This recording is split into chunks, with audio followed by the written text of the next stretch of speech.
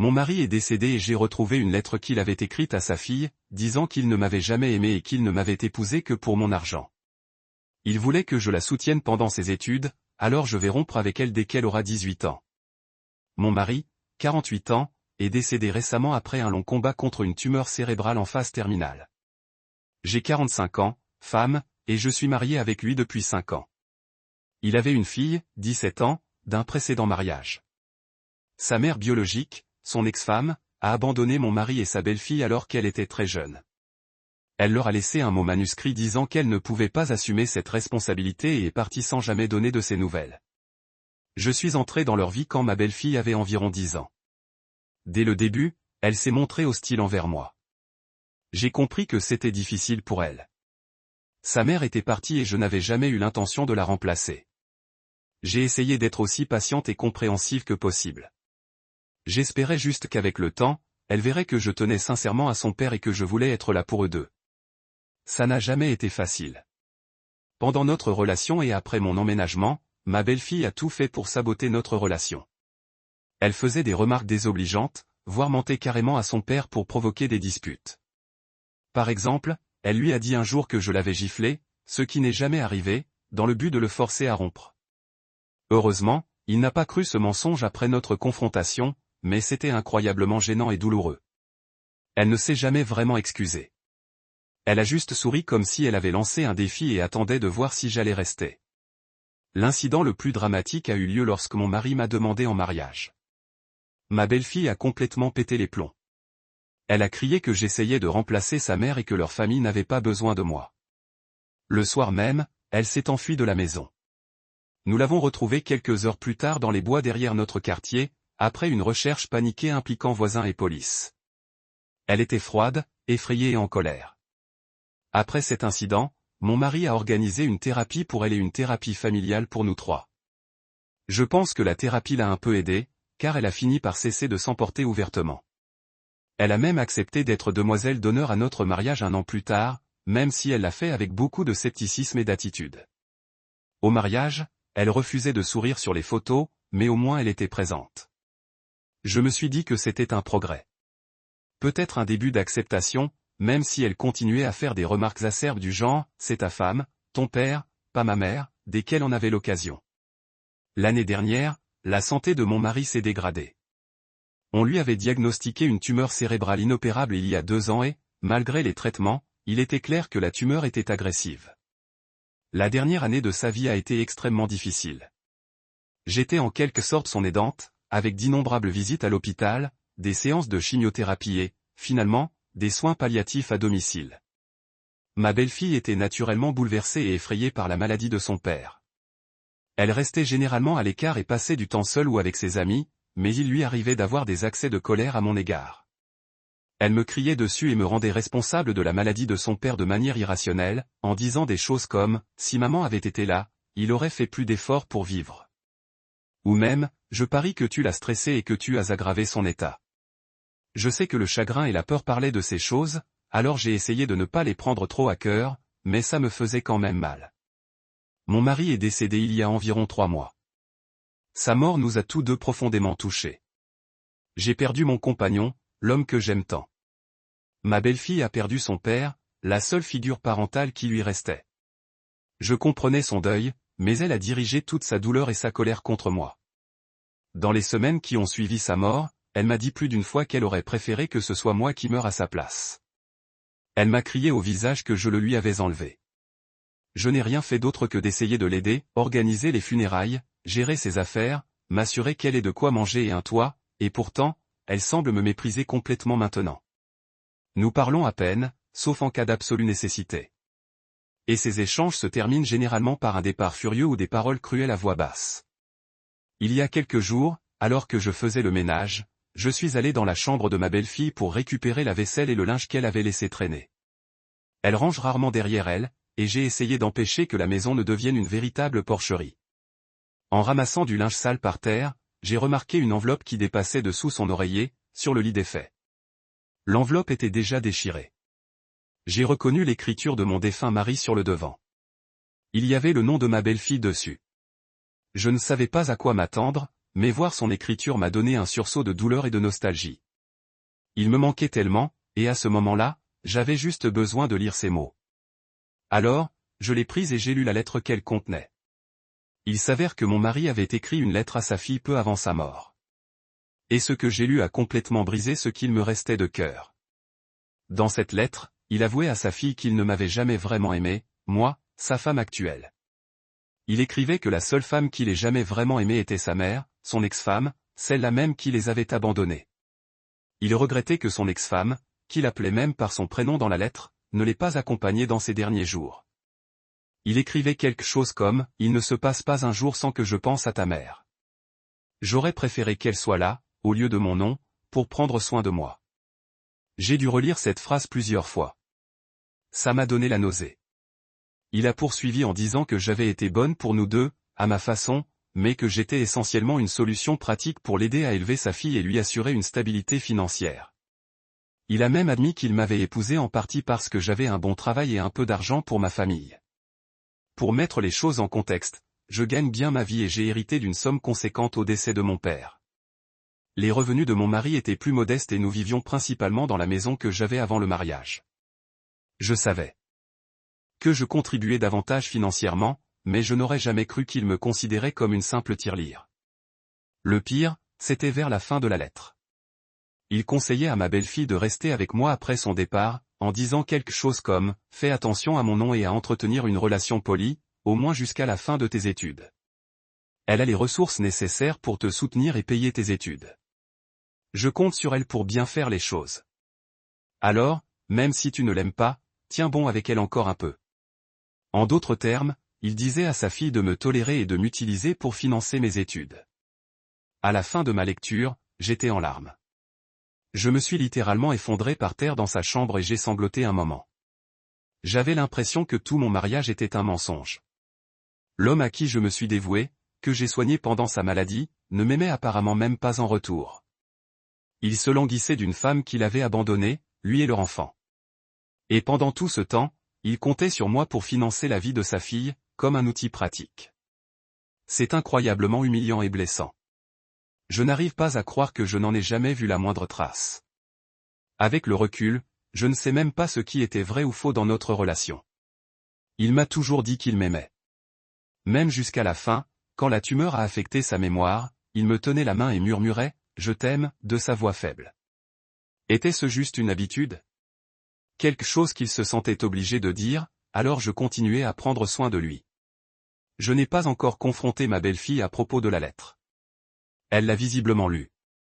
L'enveloppe était ouverte et elle était dans ses affaires. Elle ne m'en a jamais parlé. Bien sûr qu'elle ne le ferait pas.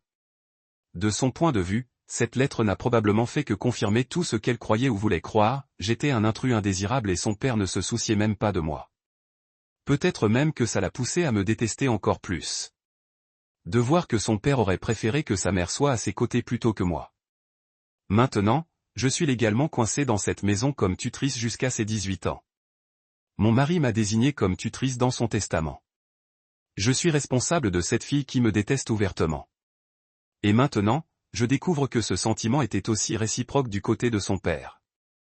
Du moins, en ce qui concerne le fait de ne pas m'aimer. Si je suis là pour l'élever, c'est uniquement parce que j'étais pratique et que j'avais l'argent pour le faire. Je paie la plupart des factures depuis des années. Et apparemment, c'était mon rôle depuis le début. Distributeur automatique, gardienne, peu importe, mais pas vraiment membre de la famille. Je suis perdu. Son père n'a jamais mis de côté de fonds pour ses études. Il m'a toujours dit qu'on s'en occuperait le moment venu. Je suppose que dans son esprit, j'étais là oui.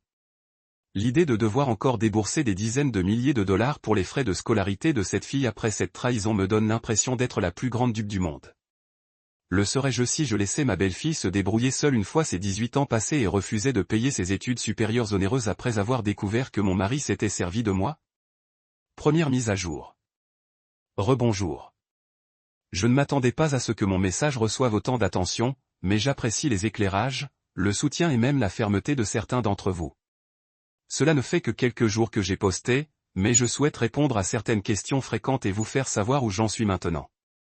Pour répondre à la question la plus importante que beaucoup d'entre vous se posaient. Non, honnêtement, je n'ai jamais soupçonné que mon mari était encore amoureux de son ex-femme, ni qu'il ne m'avait jamais aimé, comme il l'a écrit. Cette révélation m'a complètement prise de court. Avec le recul, je me suis rendu compte que j'étais peut-être naïve ou que j'avais ignoré certains signaux d'alarme subtils, mais sincèrement, il s'est comporté en mari aimant. Il était affectueux. Il m'a dit « Je t'aime tous les jours ». On s'est fait des câlins. On a fêté des anniversaires. Tout. S'il faisait semblant tout le temps, alors il méritait un Oscar. Je savais que mon mari avait été blessé par le départ de son ex. On en a parlé très tôt, quand on a commencé à sortir ensemble. Il m'a dit qu'elle avait fait une sorte de dépression nerveuse, qu'elle avait laissé ce mot et disparu, et qu'il avait eu le cœur brisé et de la colère pour leur fille. Mais il a toujours considéré ça comme du passé, quelque chose qu'il avait digéré et surmonté. Je lui ai même demandé à brûle-pourpoint, quand on est devenu sérieux, s'il avait vraiment oublié son ex. Il a ri et a dit quelque chose comme « bien sûr que si ». La seule chose qui m'importe chez elle, c'est l'impact que ça a eu sur sa belle-fille. Je suis avec toi maintenant. Je t'aime. Je le croyais. Je n'avais aucune raison de ne pas le faire. Maintenant, je me rends compte qu'il y avait des petites choses que j'ignorais. Par exemple, il y a quelques années, je l'ai trouvé en train de regarder une vieille photo de son ex-femme. Il avait un air triste. Je lui ai gentiment demandé s'il allait bien, et il m'a répondu qu'il se souvenait juste de lui et qu'il se sentait mal que sa fille ait grandi sans sa mère. Il n'avait jamais dit qu'elle lui manquait, sentimentalement. Je pensais qu'il était compréhensible qu'il soit un peu ému par la mère de son enfant, même si elle l'entendait. Alors j'ai laissé tomber. Une autre fois, environ 1 an avant le diagnostic de sa tumeur, il a eu un problème de santé sans rapport avec la tumeur. Aux urgences, il était complètement dingue de médicaments et il m'a appelé par le nom de son ex une fois. Ça l'a blessé, mais il s'en est rendu compte immédiatement et s'est excusé à plusieurs reprises, disant que c'était juste les médicaments qui parlaient. Je n'en ai pas fait tout un plat, car il semblait sincèrement désolé et contrarié d'avoir fait ça. Hormis ces incidents mineurs, rien ne me laissait penser que je me languissais secrètement de mon ex. On avait ce que je croyais être un mariage solide. Alors oui, je me sens assez bête maintenant. C'était comme si je vivais dans une façade dont je ne savais même pas quelle en était une. Quant à la lettre et à la question de savoir si j'aurais dû la lire, je comprends que certains pensent que j'ai envahi la vie privée de ma belle-fille en lisant quelque chose qui lui était adressé. Vous avez probablement raison. J'ai peut-être eu tort. Sur le moment, je ne pensais pas à l'espionnage ni aux limites. J'ai vu l'écriture de mon défunt mari et j'ai simplement réagi avec émotion. Je n'aurais peut-être pas dû la lire, mais ce qui est fait est fait. Je ne peux pas la déchiffrer. Et honnêtement, si je ne l'avais pas lue, je vivrais encore dans l'ignorance de ce qu'il ressentait vraiment pour moi. Cette lettre m'est tombée dessus presque littéralement. Et je l'ai lue. Je dois vivre avec cette certitude maintenant, aussi douloureuse soit-elle. Une autre question fréquente, en ai-je déjà parlé à ma belle-fille? Non, pas encore. J'évite la conversation, pour être honnête. Depuis que j'ai trouvé la lettre, je suis plutôt distante et insensible en sa présence. Elle a probablement remarqué que quelque chose clochait, mais nous nous parlons à peine de toute façon, alors elle ne m'a pas posé directement la question. Je n'en ai pas parlé, car je ne suis pas prête pour cette confrontation.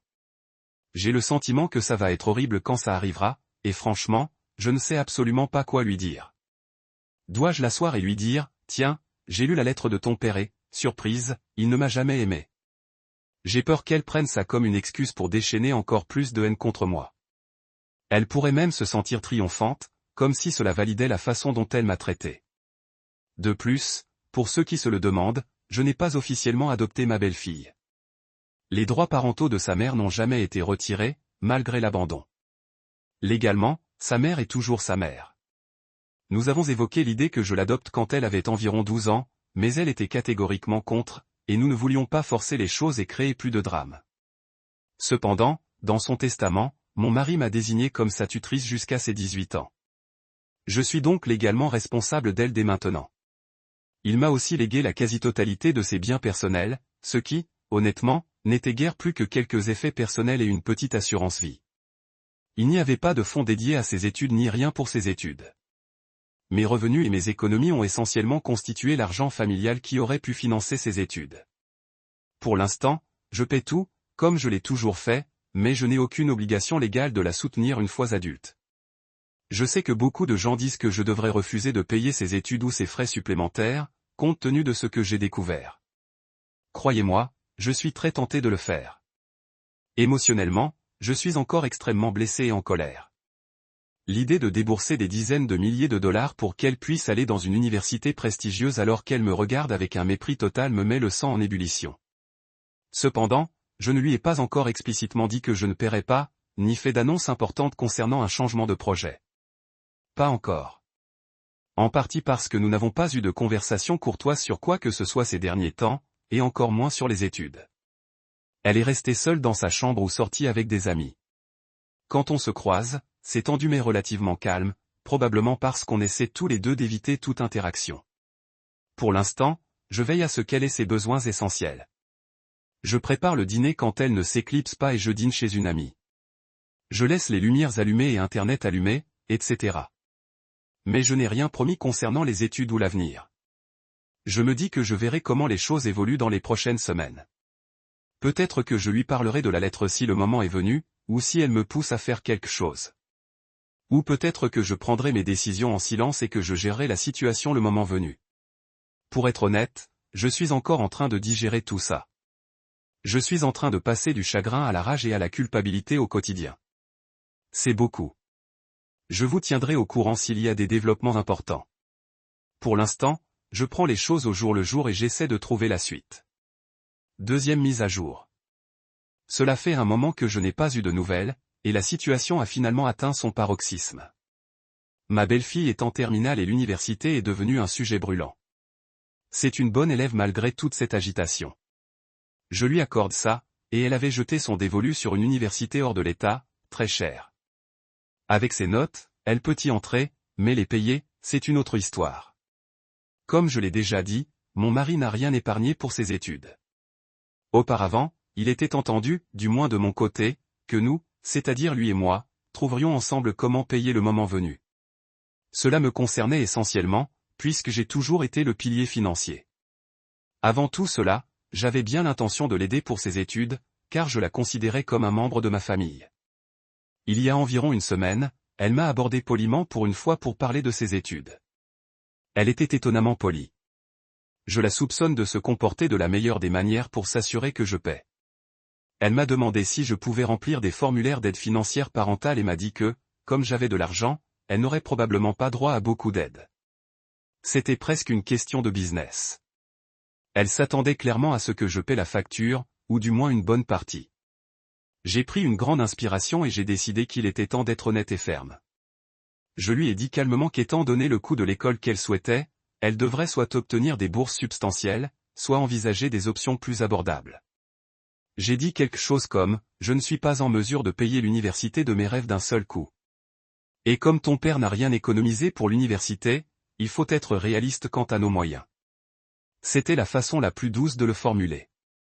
Je crois qu'à l'instant même où j'ai dit ça, son visage s'est décomposé et elle est passée de 0 à la rage en une demi-seconde. Elle m'a accusé de lui mentir. Elle a rétorqué « De quoi tu parles ? Tu as beaucoup d'argent. Tu ne veux juste pas que je sois heureuse.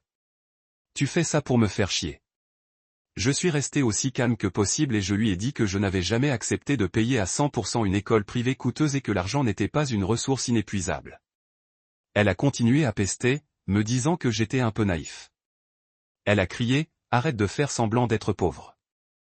Je vois tes relevés bancaires. » Je n'ai aucune idée de comment elle verrait les miens.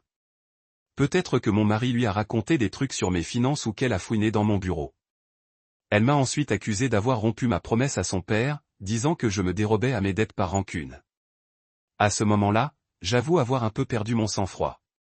J'ai dit quelque chose comme « Pourquoi voudrais-je payer des dizaines de milliers de dollars pour quelqu'un qui me déteste clairement ?» Elle a hurlé en retour qu'elle n'avait jamais demandé à être coincée avec moi et que je fais ça juste pour me venger d'un homme mort. Ces mots. La tension est montée d'un cran, nous avons tous les deux élevé la voix.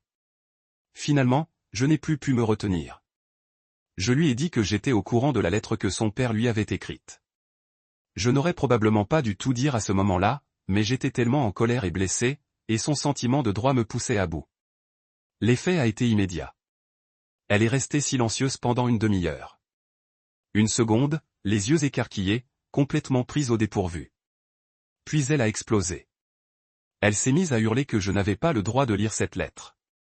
Elle m'a traité de comploteuse. Désolé pour le langage, mais c'est ce qu'elle a dit, et m'a accusé de fouiller dans ses affaires pour trouver une excuse pour la rouler. Elle a prétendu que je l'avais piégée en prétendant payer mes études, puis que j'avais changé d'avis pour la punir de ce que j'avais lu. Pour info, je ne lui avais jamais rien promis à propos des études après la mort de son père. En fait, nous n'en avions littéralement pas parlé avant cette conversation, probablement parce qu'elle m'évitait et que je n'allais pas en parler en premier. À ce moment-là, elle était en pleine crise. Elle a commencé à faire tomber des objets de la table à manger. J'étais honnêtement abasourdi et un peu effrayé. Je ne l'avais jamais vue aussi déchaînée. Puis elle a attrapé mon ordinateur portable. Je l'avais ouvert sur la table parce que j'étais en train de consulter des documents et l'a balancé à travers la pièce. Il s'est écrasé contre le sol et l'écran s'est fissuré. Quasiment détruit. Elle a crié, « Arrête. Calme-toi. » Mais ça l'a fait hurler encore plus fort. Elle pleurait, hurlait qu'elle me détestait, qu'elle aurait préféré que ce soit moi qui meure à la place de son père. Oui. Un autre, j'aurais préféré que tu meures, pas lui, pour info, et un tas d'autres choses cruelles. Parmi ces cris, une chose qui m'a marqué, c'est quand elle a crié, « Si tu étais mort et pas papa, on aurait tout l'argent et tout serait parfait. Papa et moi, on s'en serait bien sortis sans toi. » Elle a dit en gros que si j'étais morte, son père aurait pu l'envoyer dans l'université de ses rêves et qu'ils seraient tous les deux heureux. Ce qui, en plus d'être horrible à dire, est aussi totalement inexact, car son père n'avait pas beaucoup d'argent. Mais tout ce que j'aurais pu posséder lui serait revenu. Entendre cela a été comme un coup de grâce. C'était une déclaration tellement cruelle. Cela prouvait aussi qu'au moins dans une certaine mesure, elle me voyait comme un simple distributeur automatique. Elle a presque admis que ma seule valeur était mon argent, et que si je n'étais plus là, elle pensait qu'elle aurait une vie meilleure. À ce moment-là, je tremblais, en partie de colère, en partie d'adrénaline et de choc. Je ne savais pas si elle essaierait de me balancer quelque chose. J'étais en face d'elle et j'ai juste crié, « Va dans ta chambre maintenant. » Elle a hurlé un charabia, en gros, juste des cris, et a fini par foncer dans sa chambre. J'ai claqué la porte avec force. Je me suis retrouvé planté dans un amas d'eau, de verre, de papier et de mon ordinateur portable détruit. J'avoue que je me suis mis à pleurer une fois seul. Au bout de quelques minutes, j'ai compris qu'il fallait que je me protège, financièrement et peut-être physiquement. La rage de ma belle-fille était d'une intensité que je n'avais jamais vue. Elle a littéralement détruit mes biens sous mes yeux. J'ai fini par m'enfermer dans ma chambre cette nuit-là, car je n'étais vraiment pas sûr qu'elle essaierait de continuer la dispute ou de faire autre chose pendant mon sommeil. Ça peut paraître paranoïaque, mais après ce que j'ai vu, je n'allais pas prendre de risques. Le lendemain matin, une fois que nous nous sommes toutes les deux calmées, relativement parlant, je lui ai dit les choses très clairement. Je lui ai dit que je continuerais à lui fournir le nécessaire, un toit, de la nourriture, l'essentiel jusqu'à ses 18 ans, ce qui n'est plus que dans quelques mois, mais qu'elle ne devait plus s'attendre à un soutien financier après cela. Elle m'a lancé un regard haineux et m'a dit, « D'accord, je n'ai pas besoin de toi. Je n'ai jamais eu besoin de toi. » J'ai simplement hoché la tête et je suis parti. Il n'y avait plus rien à dire. Soyons clairs, ce n'est ni du bluff ni un jeu d'esprit de ma part. Je suis tout à fait prête à aller jusqu'au bout. Honnêtement, je pense que ce combat était le point de non-retour. J'ai donné à cette fille tellement de temps, d'énergie, d'amour et, oui, d'argent. Je refuse de continuer à être traité comme une ordure et utilisé comme un portefeuille. Surtout après avoir lu ce que mon mari a écrit et entendu les choses ignobles qu'elle m'a dites en face, j'en ai marre. C'est triste d'en arriver là. Je ne suis pas contente de devoir couper les ponts avec la fille que j'espérais voir comme ma fille, mais je ne vois pas d'autre choix si je veux préserver ma santé mentale et ma dignité. Je soupçonne qu'à ce stade, la question de savoir qui est le coupable est un peu discutable. Je sais que je ne gère pas la situation parfaitement, mais je sens sincèrement que je dois me protéger maintenant. Je voulais informer ceux qui me suivent. C'était une scène horrible et je suis encore sous le choc, mais bizarrement, je ressens aussi un sentiment de résolution. Elle et moi en avons fini l'une avec l'autre, au-delà du strict minimum de cohabitation pour quelques mois encore. Troisième point, dernier point. Ce sera probablement mon dernier point sur cette situation. J'ai pris plusieurs mesures pour me protéger et protéger mon avenir, comme beaucoup d'entre vous me l'ont conseillé, et aussi parce que c'est la suite logique après tout ce qui s'est passé. Mesures de sécurité. Tout d'abord, j'ai installé des caméras de sécurité à l'intérieur et à l'extérieur de ma maison. Je l'ai fait le lendemain de la grande explosion. J'ai placé une caméra dans le salon, une dans la cuisine, une face à la porte d'entrée, et d'autres pour surveiller l'extérieur de la maison. Je ne fais pas ça pour espionner ma belle-fille 24h24 et 7h7, mais je veux un enregistrement au cas où elle essaierait de détruire d'autres biens ou en cas d'altercation. Après son accès de violence, je ne prends aucun risque. Elle a tout de suite remarqué les caméras et a semblé mal à l'aise, mais n'a rien dit. Je lui ai calmement dit, ces caméras sont là pour notre sécurité à tous les deux. Tant qu'on se comporte poliment tous les deux, ils ne t'embêteront pas, elle a juste levé les yeux au ciel et s'est remise à m'ignorer. C'est bien. Soutien familial. Ensuite, j'ai appelé mes parents et je leur ai raconté ce qui se passait. J'avoue que j'avais minimisé les problèmes avec ma belle-fille auprès de ma famille pendant des années. J'ai toujours espéré que les choses finiraient par s'améliorer, et je ne voulais pas qu'ils s'inquiètent ou lui en veuillent, mais cette fois, je leur ai tout raconté, la lettre, la dispute, tout. Ils étaient choqués et furieux pour moi. Ma mère a insisté pour venir vivre chez moi un moment, au moins jusqu'à ce que ma belle-fille ait 18 ans et déménage. Je n'ai pas objecté. Honnêtement, la voir ici est un immense soulagement. Elle est arrivée il y a quelques jours et l'ambiance à la maison est toujours tendue, mais je me sens plus en sécurité et moins seul. Ma belle-fille s'est pratiquement barricadée dans sa chambre depuis l'arrivée de ma mère. Elle n'en sort que lorsqu'elle sait qu'aucune de nous n'est dans les parties communes. Ma mère a essayé d'être au début, j'étais poli et amical avec elle, mais je n'ai rien reçu en retour, à part des grognements et des regards noirs. Alors maintenant, maman lui laisse aussi son espace. Nous sommes pratiquement trois inconnus vivant sous le même toit. Mais au moins, il n'y a plus eu de dispute, ni de casse d'objets, ni de procédures juridiques et financières. J'ai consulté un avocat pour mettre à jour mon testament et régler d'autres détails juridiques. Initialement, mon testament mentionnait mon mari comme bénéficiaire principal et ma belle-fille comme bénéficiaire secondaire. Je l'ai établi après notre mariage, au cas où. Je n'aurais jamais imaginé me retrouver seul avec une belle-fille qui me déteste. Mais voilà. J'ai maintenant modifié mon testament pour que ma belle-fille n'hérite de rien de moi. Au lieu de cela, je lègue mes biens à mes parents et à mes frères et sœurs, ceux qui se soucient vraiment de moi. Cela peut paraître dur, mais je pense que c'est juste et nécessaire.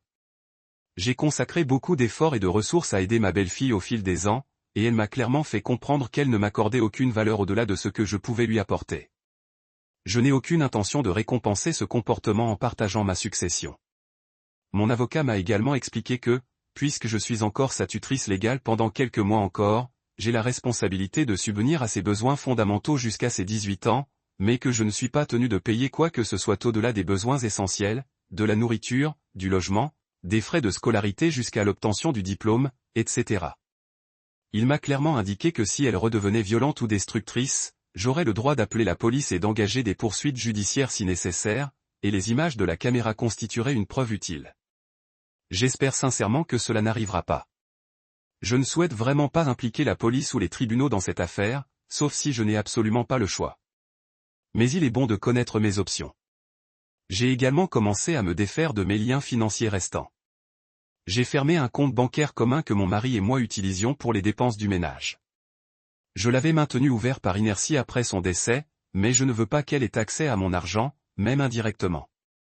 Je vérifie qu'elle n'est pas une utilisatrice autorisée d'une carte de crédit. Ou des comptes. Je suis presque sûr que non, mais je suis minutieuse. Je doute qu'elle tente quoi que ce soit de louche, mais je me protège. Quant à sa mère biologique, il n'y a vraiment pas d'autre option. Nous n'avons aucun moyen de la contacter. Elle est complètement isolée depuis plus de 10 ans, donc impossible de la contacter. Sans autre famille pour l'accueillir, une fois ma belle-fille partie, elle sera complètement seule. C'est malheureux et triste, mais c'est la situation. Pour l'instant, je compte les jours jusqu'à ses 18 ans cet été. Ma mère restera avec moi jusque-là. J'ai prévu de changer les serrures dès que ma belle-fille aura déménagé, juste pour être sûr que tout se passe bien et qu'elle ne puisse pas revenir comme ça. Je prévois également d'emballer toutes les affaires qu'elle laissera derrière elle et de les faire envoyer à l'adresse qu'elle me fournira plus tard. Je veux juste repartir à zéro, sans aucun lien avec elle après son départ. Émotionnellement, je suis triste que ce soit le cas. Comment les choses ont fini? La tension constante et le fait de marcher sur des œufs chez moi étaient insupportables. Au moins, maintenant, je sais que ça va bientôt finir. Je ne vois aucune chance de réparer la relation entre ma belle-fille et moi. Peut-être qu'avec des années, elle pourrait prendre du recul ou réaliser que je n'étais pas la méchante belle-mère qu'elle pense. Mais je ne me retiens pas. Et je ne vais certainement pas courir après. Pour l'instant, je recherche simplement la paix et la distance. Mon plan est de traverser les prochains mois le plus sereinement possible, puis de me concentrer sur ma guérison et sur ma propre vie. Je me suis appuyé sur le soutien de ma mère et je me suis remise au travail. J'ai pris un court congé pour les funérailles, mais je travaille de nouveau maintenant, ce qui m'occupe. Je prévois également de commencer une thérapie bientôt pour digérer tout ce chagrin, cette trahison et cette colère. Il y a beaucoup à déballer, et je veux y faire face sainement pour pouvoir aller de l'avant. Enfin, je tiens à remercier tous ceux qui ont participé. J'ai suivi et offert des conseils ou de la compassion. Ça a été l'une des expériences les plus difficiles de ma vie. J'aurais aimé partager une fin plus heureuse et pleine d'espoir, mais au moins, maintenant, j'ai la lucidité et des limites bien définies. Je sais que j'ai fait de mon mieux pour être une bonne épouse et une bonne belle-mère. Ça n'a pas marché et, au final, on a profité de moi. Je fais la paix avec ça. Prenez soin de vous tous.